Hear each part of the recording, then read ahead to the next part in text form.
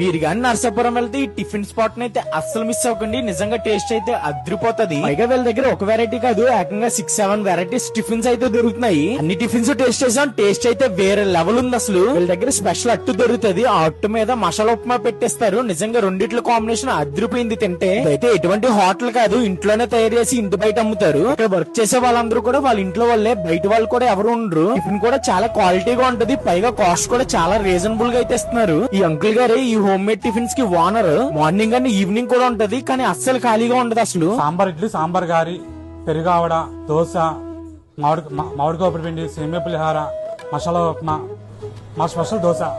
మీరు గాని మన నర్సాపురం వస్తే తప్పకుండా ఇక్కడైతే టిఫిన్స్ టేస్ట్ చేయండి. టేస్ట్ అయితే చాలా బాగుంటాయి. అడ్రస్ చెప్తాను, ఈ రీల్ అయితే తప్పకుండా సేవ్ చేసుకుని మీ ఫ్రెండ్స్ అండ్ ఫ్యామిలీస్ కి షేర్ చేయండి. మన నర్సాపురం వచ్చి గులాబీ మేడ ఎక్కడంటే ఎవరైనా చెప్తారు, దాని ఆపోజిట్ గా ఉంటది. ఒకసారి తప్పకుండా ట్రై చేయండి. అలాగే ఇలాంటి మంచి మంచి వీడియోస్ కోసం ది మోహిత్ వైబ్స్ అయితే తప్పకుండా ఫాలో అయి ఉండండి.